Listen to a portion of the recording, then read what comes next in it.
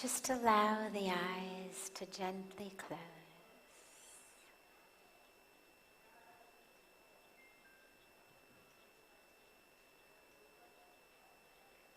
And allow yourself to fully arrive into this moment.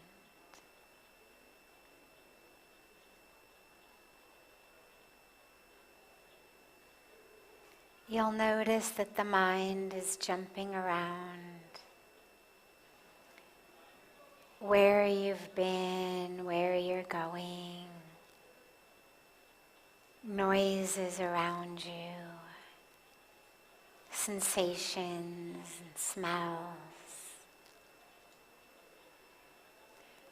But give yourself just a few moments to disengage from that constantly changing world and allow yourself to drop in for a few moments into the world inside that is still, that is eternal, that is not bound by time and space and linearity.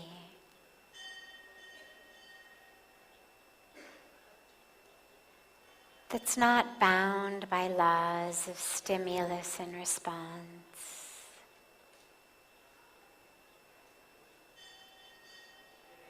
The inner world that just is.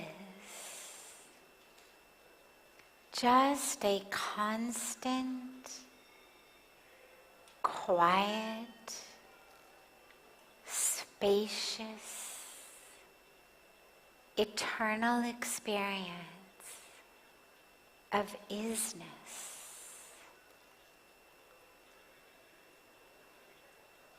It's not changing, not reacting, not lacking in any way, not separate even from all of existence. Just allow yourself to drop into that inner experience, what we call soul consciousness.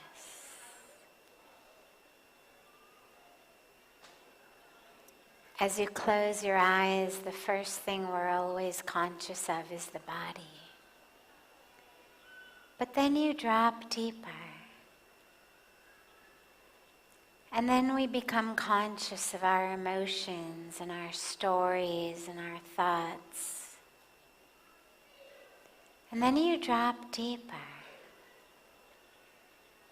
And you drop into this experience of that which is not the body. And it's not the emotions. And it's not the experiences. But it is that eternal and infinite presence of just pure consciousness.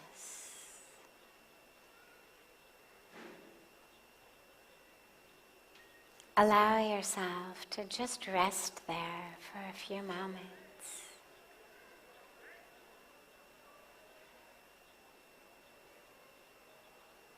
Thoughts will come along the way, don't worry.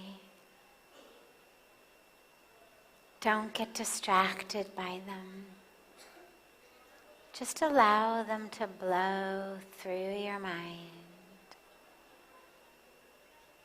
like wispy clouds blowing across a blue sky on a windy day.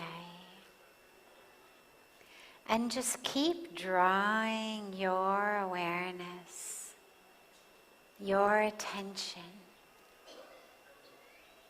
to that spaciousness, that unchanging presence within you.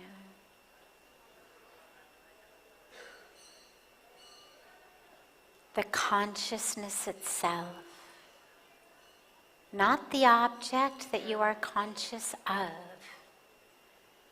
but the actual presence of consciousness itself.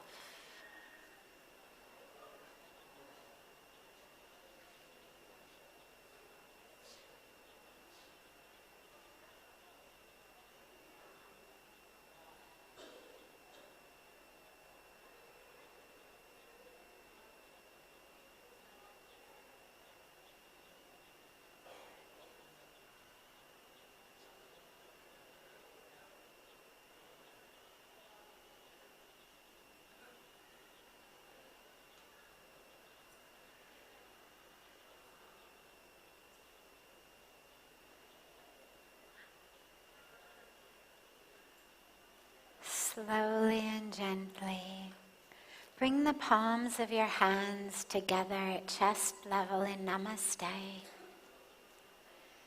And gently rub the palms of your hands against each other.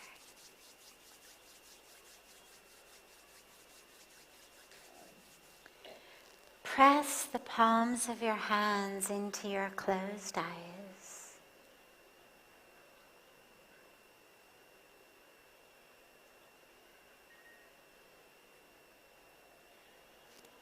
Slowly lower your hands and open your eyes.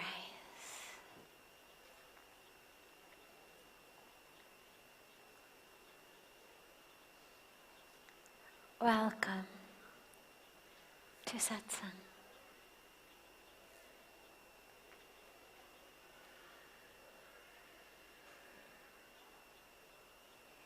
So beautiful to be together in this day just after the full moon. Did you all see the gorgeous moon last night?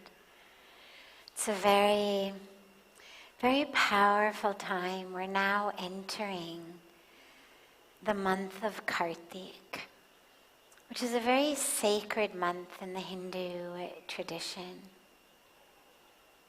If you have any inclination toward lunar astrology, toward the energies, it doesn't matter what your religion is, but just any inclination toward the energies of the planets, the energies of the moon, the energies of the solar system, of the universe that we live in.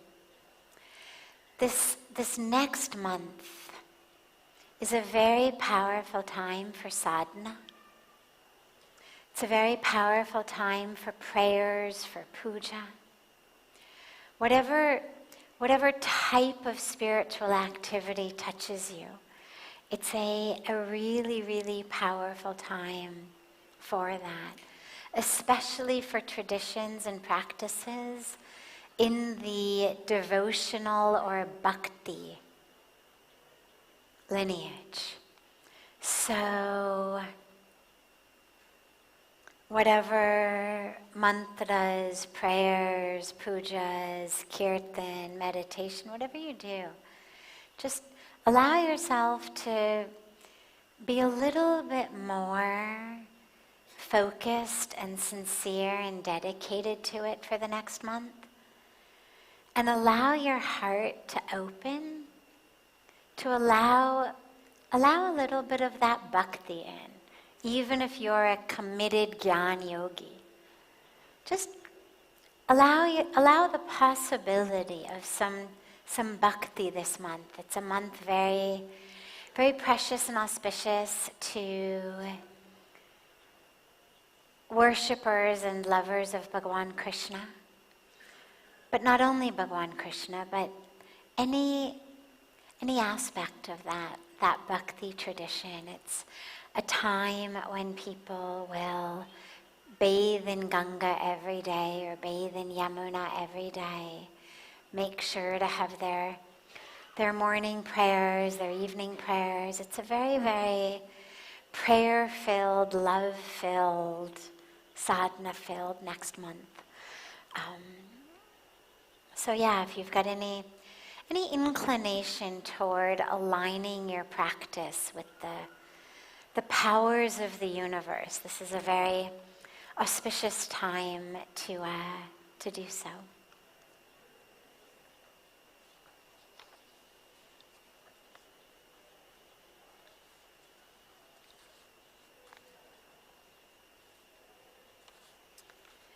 So we always start satsang with a question that's come from our online internet-based audience, those family members who join us through social media, online in different ways, who can't be with us personally.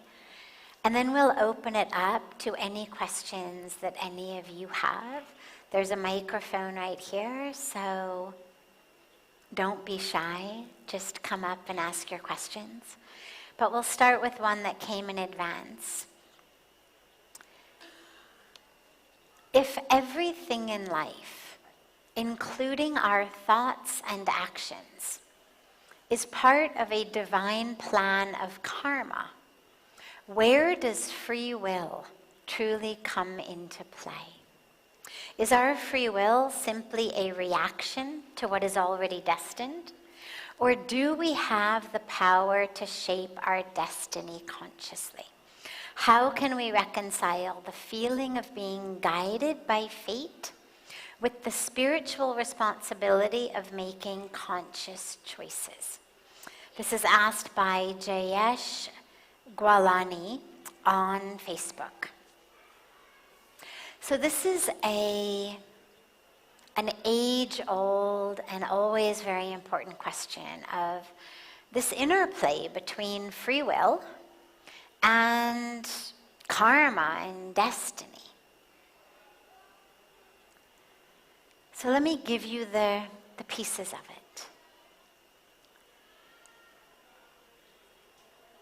Karma, as I explain all the time, the word actually means an action.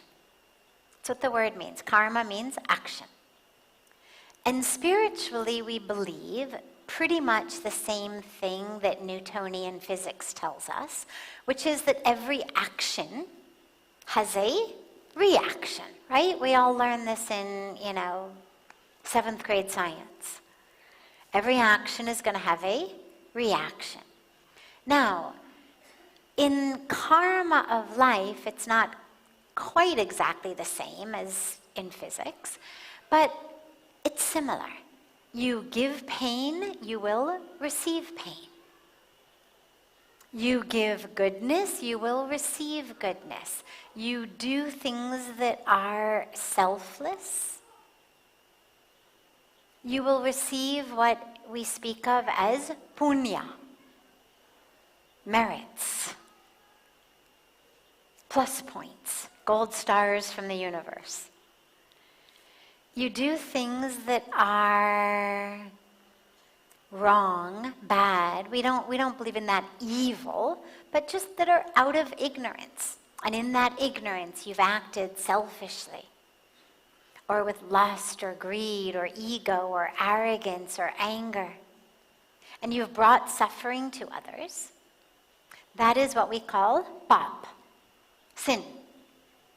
So in that sin, you're going to get suffering. Simple. However, there's 3 different types of karma.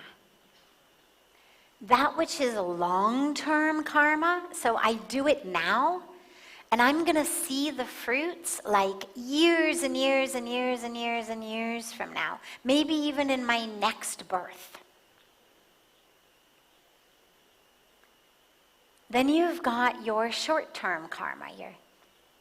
I take this glass of water, I throw it in your face, you yell at me, or you slap me, or you throw a glass of water in my face, or whatever it may be. Immediate reaction. I eat food, I feel full, or I feel sick, depending on what I've eaten. Immediate. Then we have the karma that is blossoming today that I planted in my past. That's the only stuff that I have no control over. Okay? 3 types of karma. Only one type does not respond to free will. I cannot rewind life. I cannot not have murdered somebody 2 lifetimes ago. But the other 2 types are what I'm doing right now. I have full agency and autonomy and power over them. As anybody who has ever tried to overcome a bad habit, a bad tendency, an addiction knows, we have free will in the moment. I can make a different decision now than I made yesterday. I cannot change yesterday's decision. But I have agency today. Yesterday I came home, I got drunk, I beat my wife. Today, I had an awareness. Maybe I went to the doctor and they told me I was dying of liver disease. Or maybe I went to see a spiritual leader who told me that if I don't stop doing that, I'm gonna, come back as an earthworm in my next birth. So whatever the factor is that has made me change. Maybe I read a chapter in the Bhagavad Gita. Something inspired me. Today I go home, throw out all my alcohol, take my wife out for a beautiful romantic dinner. Just because yesterday I got drunk and beat her doesn't mean I have to do it today. I have full autonomy. Now, I'm not free of the karmic repercussions from what I did yesterday. Me making a different choice today doesn't wipe my slate clean. It's going to probably take me a while to regain her trust, to regain her love, to reestablish a new relationship. Inevitably in the future, I'm going to experience some kind of suffering and pain because of what I have done to her in the past.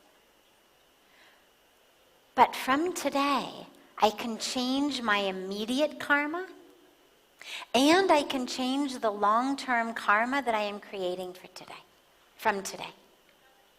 So free will is very powerful. But there are some things that are arising in my life today that I don't have control over because they're what I did in the past.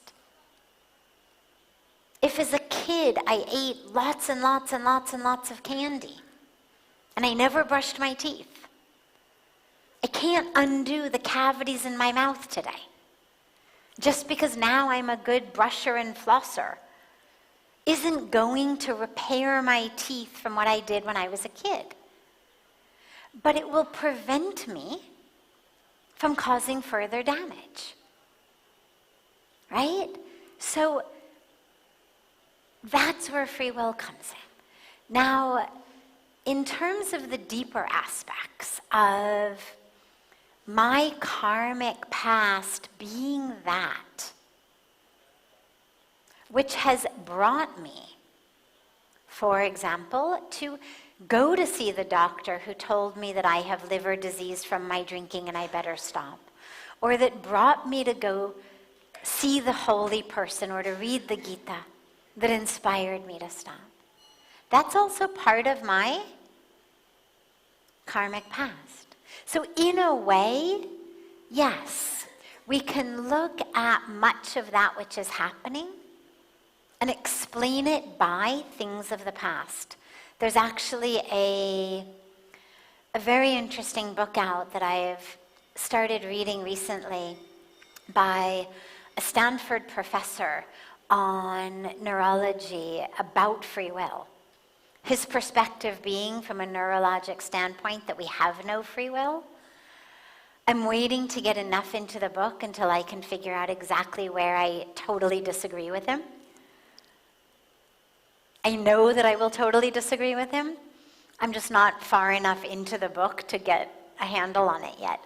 But just because and I think this is where my disagreement is going to come from what I've read so far. Just because we can explain connections and correlations doesn't mean that we don't have freedom. So just because, for example, I was raised in a spiritual, beautiful, religious family does not mean that I absolutely will become spiritual. Just because I was raised in a family of alcoholics does not mean that I will absolutely become one. There are probabilities. There are associations, there are connections, there are explanations. You can say, well, sure, of course, he's an alcoholic who beats his wife because his dad was an alcoholic who beat his mother, and he saw that every day.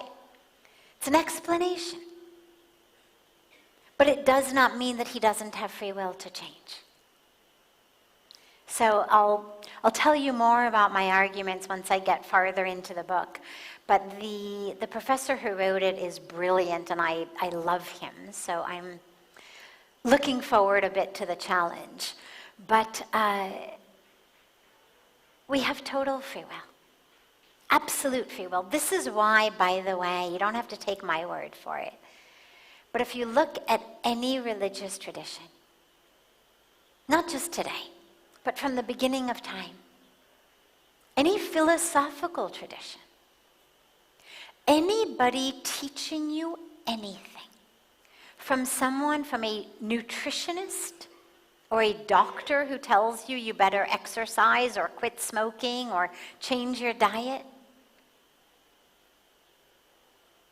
to a trainer at the gym who gets you running on the treadmill, to a philosopher who shows you new ways of thinking about your life and yourself, to religion that tells us about prayer, about pilgrimage, about meditation, about chanting, about service. Every single one of these things is predicated upon the idea that we have free agency. If it were all written, there would be no point of doing anything. Why bother sending your kids to school? If their destiny is written, who cares if they get an education? Why bother? Let them sit at home and play in the dirt all day, right? If it's already written, why bother? Why wear a seatbelt? Why get insurance? Why eat healthily? Why do anything? And yet, every single wise person from every sector of life, from every nation, every religion, every aspect of history today, from the beginning of time, has given us ways of improving our lives, physically, mentally, spiritually, interpersonally, career-wise, economically. If none of it made any difference at all, surely over the last millions of years, someone would have noticed. And we would have stopped spending our lives doing things that didn't make a difference. We know they make a difference. You watch people who eat well, who exercise, who take care of themselves. They're healthier. They live longer. We know this. Not genetics, not necessarily based on what their family did. We see this. We know that meditation changes our brain. We've got all the science that shows us how meditation changes our brain. A choice I make today gives me different physical brain matter tomorrow, and therefore different connections, different brain activity. So, lots of evidence. Definitely you have free will. Use it. Use it to make the right choices, the healthy choices, on every level for yourself. Great. Thank you for that question. Other questions? Anyone here, any questions? Yes, come to the microphone.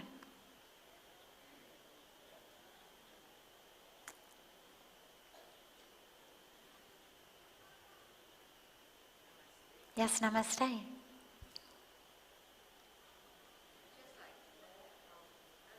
Just 1 second, I can't hear you.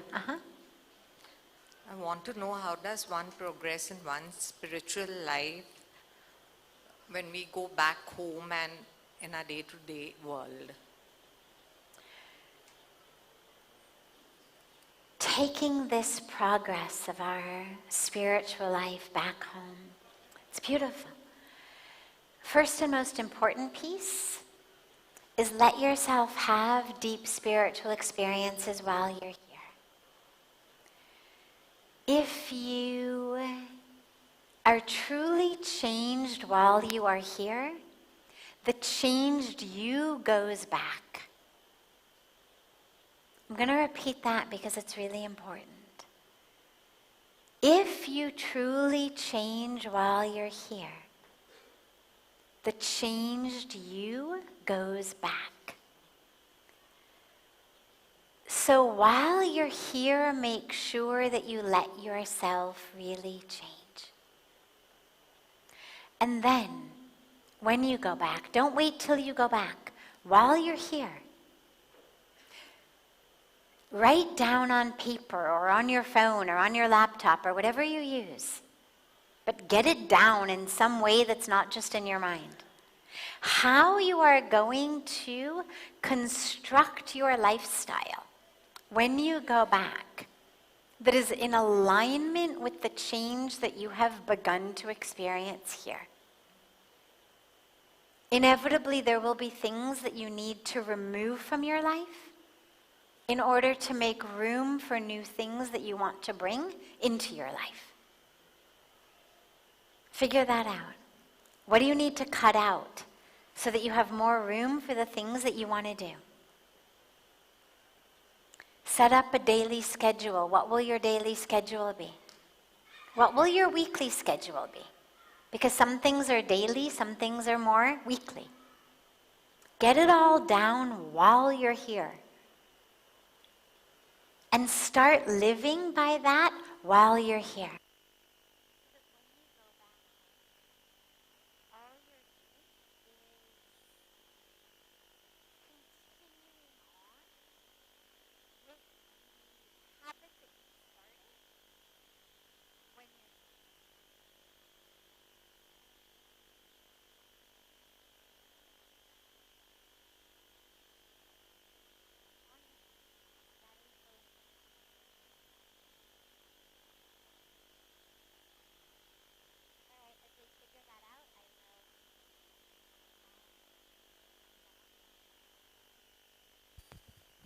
Lovely.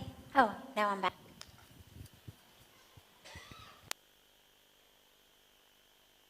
Great. Now I'm off again. Other questions?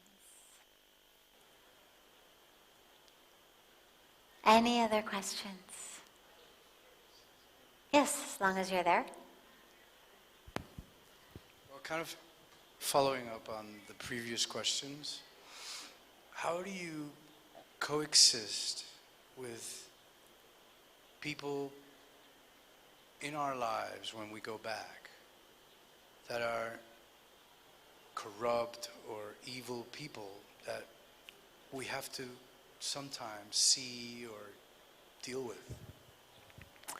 Yeah, great. So when we go back,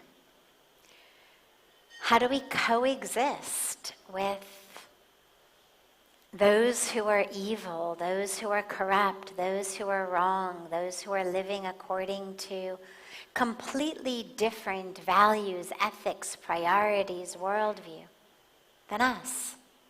Those who are negative, I mean, we've got a big scope of them.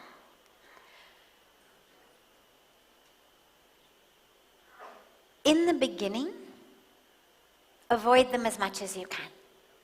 You know, the example that I always give is when you plant a tree, first we do a lot of tree plantation. Pujya Swamiji is very committed to tree plantation.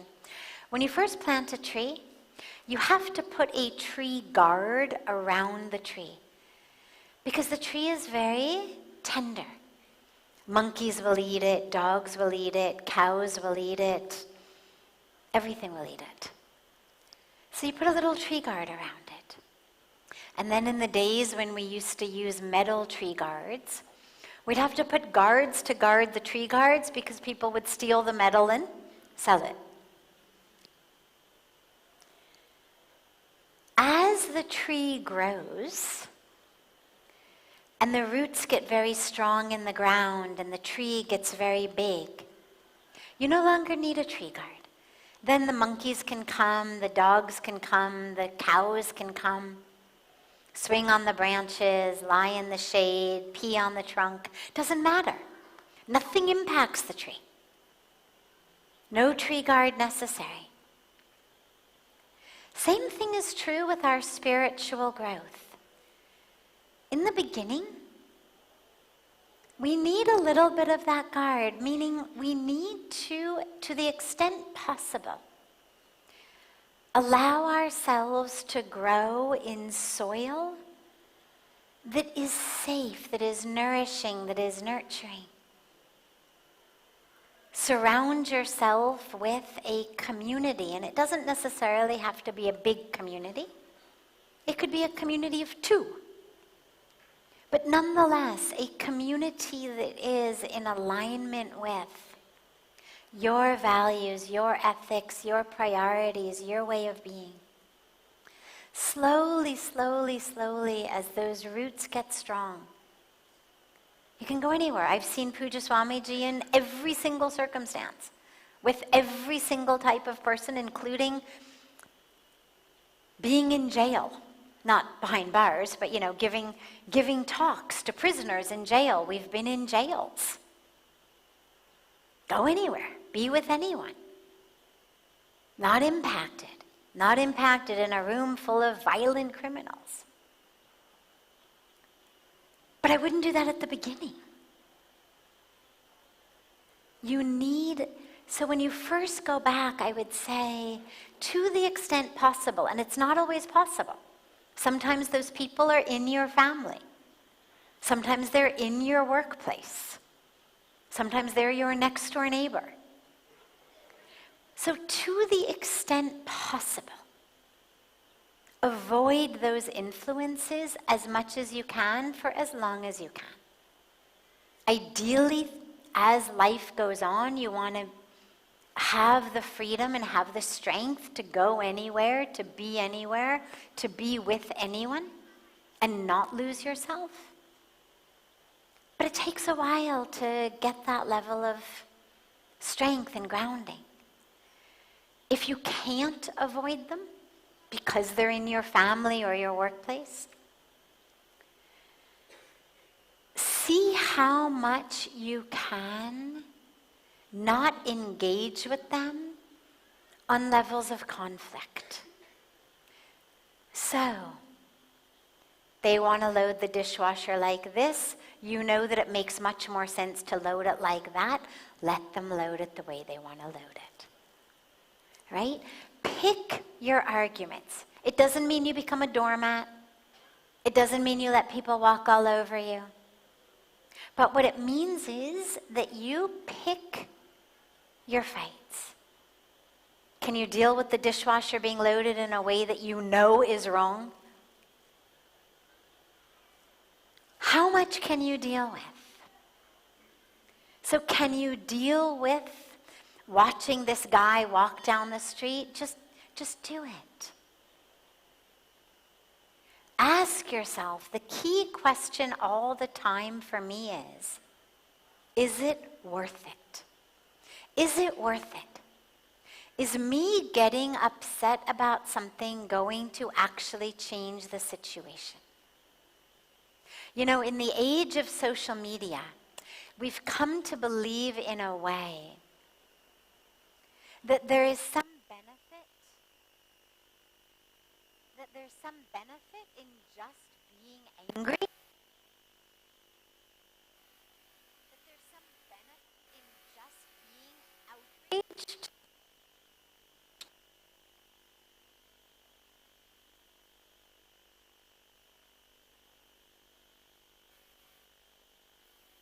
Let's try that one. This one.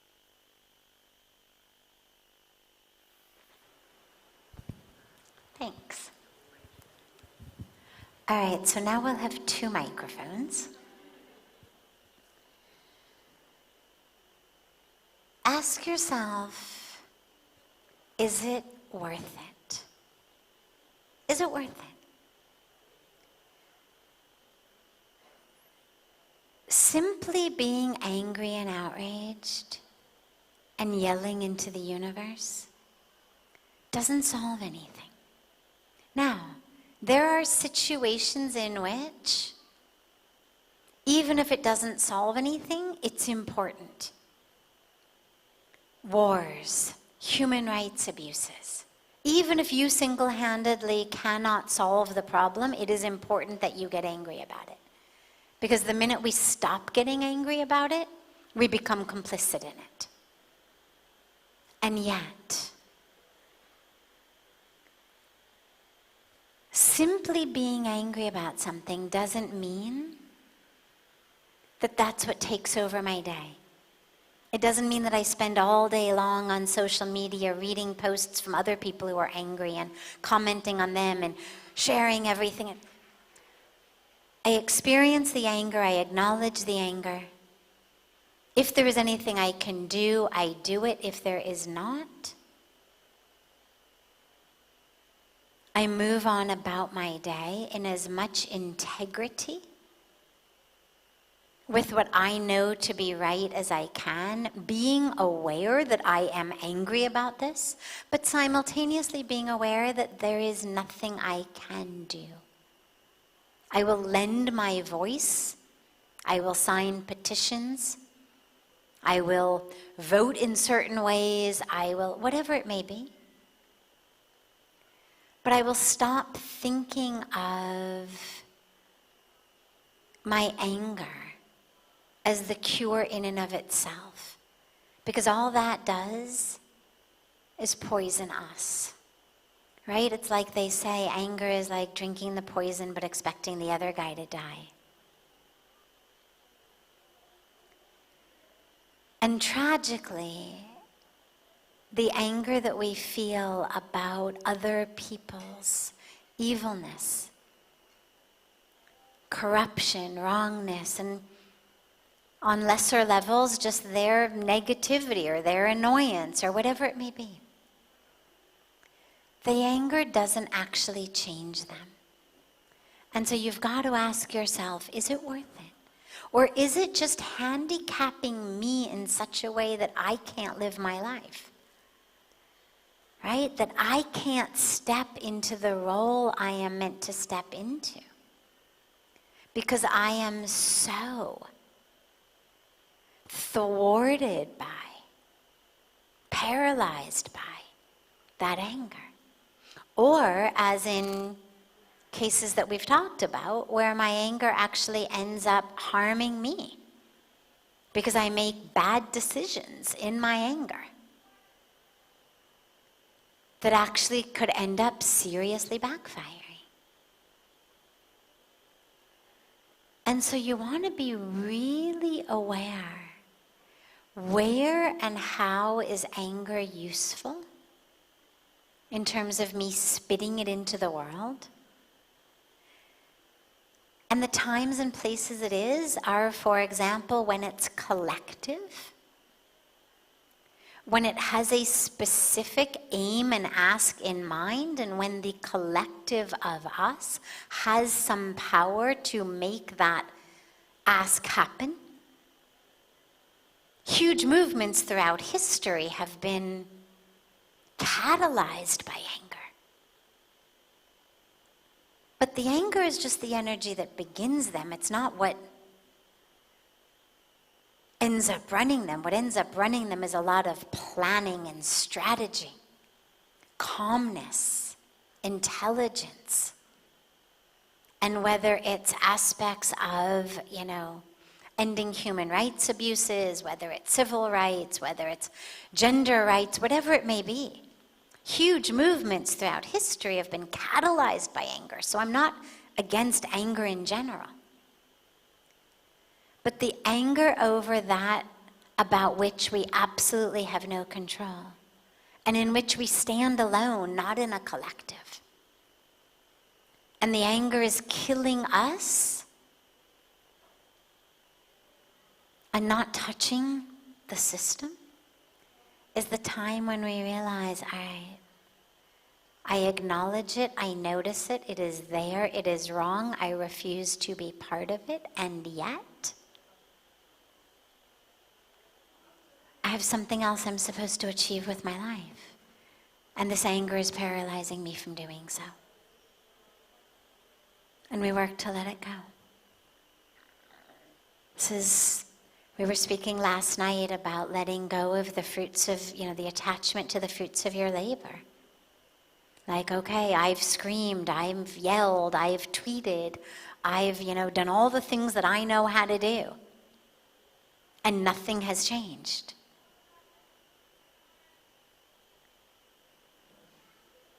And that's when I begin to let it go. Okay, so my path is different, my dharma is different. We move forward. And it doesn't mean that the anger was not super correctly placed. It doesn't mean that there isn't that evilness, that corruption, that wrongness. It doesn't mean that collective action is not needed. It is needed. But if the collective action is not there, and you find yourself screaming into a void, and you just end up with no voice because you've lost your throat, it's not what you were put on earth for. Yeah. And that's where faith is a critical part, is to recognize and realize everything in its time. Everything in its time. There's a time and a place, what in the Vedic tradition we speak about as a muhurt, an auspicious time. Everything has an auspicious time. In the stories in the scriptures of, the divine embodiments conquering the demons, well, there was a time. That was the moment. But there's a reason that the demons had not been conquered earlier. There's a moment. There's a right time for it. It would be so beautiful if we could just conquer all wrongness at exactly this moment, right here, right now. But we have faith.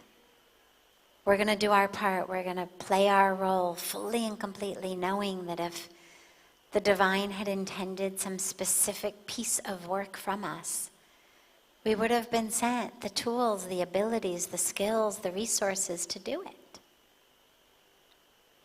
And if we don't have either the tools or the skills or the abilities or the resources to do something, especially after quite a while of trying, you recognize, okay, maybe this isn't my dharma. This is the dharma for another time and place. And it's not a failure. It's a recognition. Yeah, beautiful. Yeah, we'll take this as the last question. Yeah, he's put another mic there.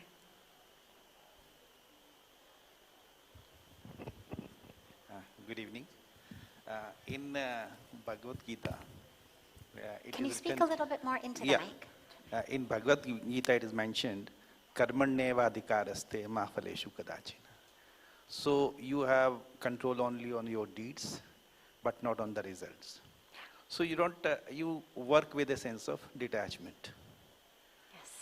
But is it really possible? Because when you work, You want to make a difference, you want to achieve something, if not for yourself, for the society, for the nation.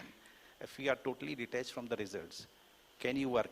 100% involvement means you should be fully involved in it. Give your best efforts. And on the other side is detachment. So how you really see the two of it? Beautiful. Yeah, this is the same mantra that we were speaking about last night, about do your best, work fully, work sincerely, but do not be attached to the fruits of your actions. And he's saying, but is this even possible? Like, can you really do your best without any attachment to the outcome?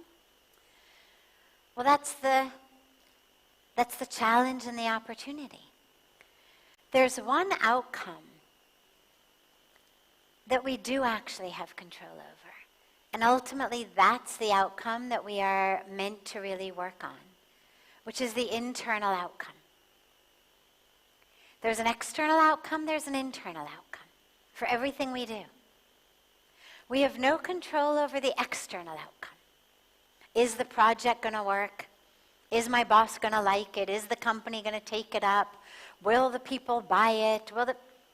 We have no control over that. But we do have control over how do I, in the preparation of, the execution of, the working for, the visioning of this piece of work, I have total control over my own internal sincerity, commitment, selflessness, integrity. And that's what's important. It's in the doing of it with sincerity that we change. One of my favorite stories is of a little boy who lived with his grandparents, and his grandfather was always reading the Bhagavad Gita. And the little boy one day decided he was going to start reading the Gita. But he didn't understand anything, and he went to his grandfather and he said, "Grandpa, I'm trying to read the Gita and I can't understand anything. I don't remember what I read." And the grandfather says, "Well, try a little harder. Let me know how it goes." A few days later, the boy comes back. He says, "Nothing. Can't remember what I read. Don't understand what I'm reading. It doesn't make sense to me." Grandfather says, "Keep trying." Boy comes back a few days later, completely dejected. He cries. He says, "Grandpa, I'm worthless. I'm used like nothing." So the grandfather says, "All right."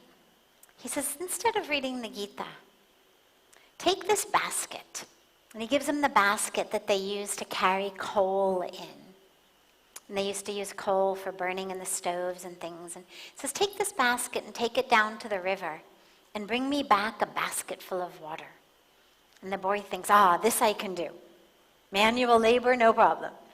So he takes the basket and he runs to the river and he fills it with water and he runs back.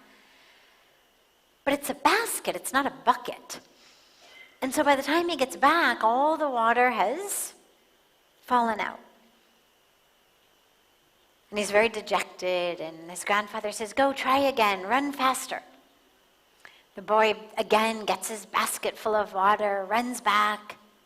Again, no water left, it's all leaked out.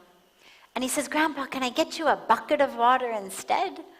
He says, No, I don't want a bucket of water, I want a basket of water." So again the boy goes, and he keeps doing it. And every time there's no water left by the time he gets there. And now he's totally dejected, and he collapses in his grandpa's lap, and he says, "Grandpa, I can't even bring you what you want, a basket of water." And the grandfather says, "You think you're a failure." He says, "But look at the basket." And the basket's beautiful and shiny and clean. He said, "Do you remember what that basket looked like when you started? It was all black and grimy from carrying the coal. It was filthy." He said, "Even though your attempt to bring me a basket of water did not work, Not even one drop of water got to me from the river. The sincerity of your attempt cleaned this basket so beautifully. And he said the same thing is true with this reading of the Bhagavad Gita. He said, you may not retain anything in the same way that the basket didn't retain the water. But the sincere attempt of it is purifying your mind the same way that the water purified the basket. And so whatever you're doing, the teaching is, whatever you're doing, whether you're reading scripture, whether you're trying to carry water in a basket, whether you're putting together a proposal or a project or a plan or doing something for the world, the sincerity of your attempt is that which purifies your internal self. Purifies your mind, purifies the buddhi, purifies all of that. So it's not about how many drops are there, how much happens and works. It's about the sincerity of the attempt and the purification of you through that sincere attempt. So you change the focus. Yeah, you try, you've got to want the external goal. Or you can't try sincerely.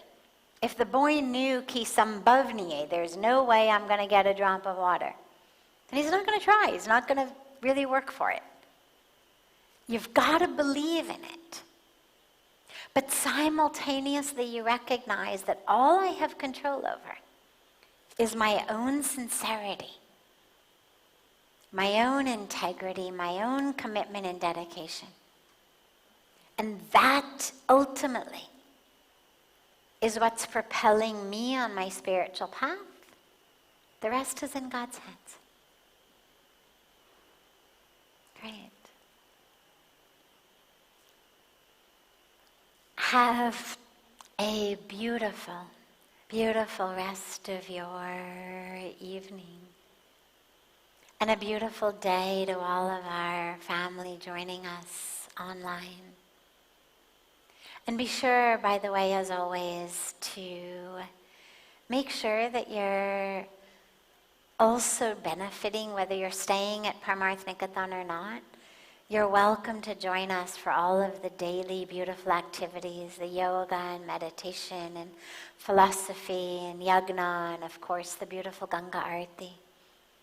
So just allow yourself to really take advantage of everything. It's all open to everyone. There's no charge for any of it. Just dive into all of those beautiful offerings for your path so that you can be more and more changed while you're here, so that you carry that back with you.